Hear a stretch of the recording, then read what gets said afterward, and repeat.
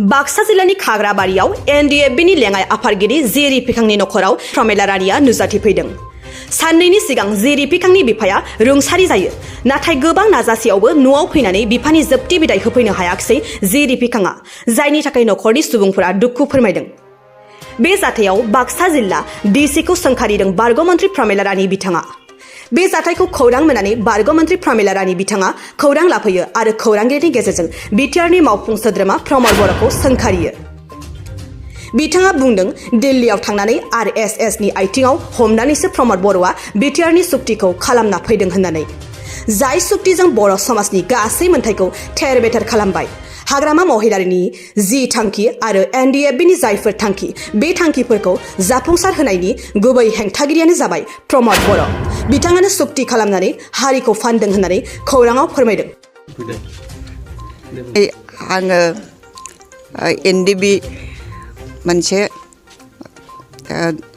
नांग्रा हान्जा, बे हान्जानि सासे कर्मीनि नखराव आं दिनै फैदों।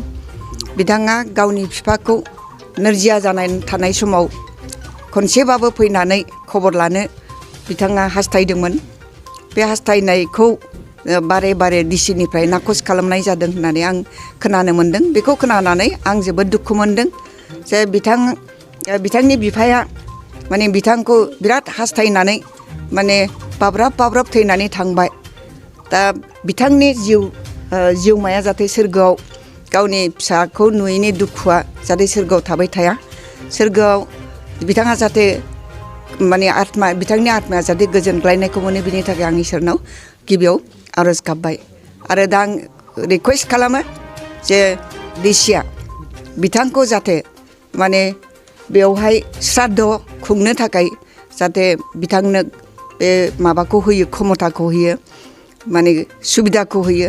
बिनि थाखाय आं खावलायहरबाय नोंथांमोननि गेजेरजों बिथांनि सोलेरा जाहाथे गाबखाङो, बिथांखौ जाहाथे गावनि न'आव बिमाजों लोगोसे गावनि बिफानि जे श्राद्ध, बे श्राद्धखौ खुंनायनि थाखाय जि मोन्थाय, बेयो हिउमेन राइट्स, बे हिउमेन राइट्सखौ जाहाथे खर्ब खालामा, बिनि थाखाय आङो नोंथांमोननि गेजेरजों दा जोंनि बाक्सानि डीसीखौ खावलायहरनाय जाबाय।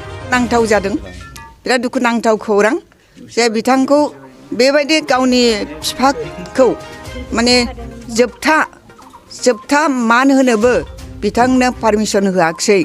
बेखौ आङो गोरबोनिफ्राय गोख्रोङै निन्दा होयो।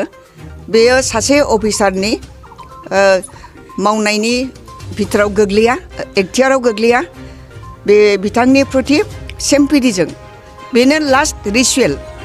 बे टाइमाव बिथांखौ माने देखा जानो थाखाय पारमिसन होयिखौ आङो जोबोद दुखु मोन्दों, दुखु फोरमायो आङो दिनै, आरो आं गरिहना होयो, निन्दा होयो।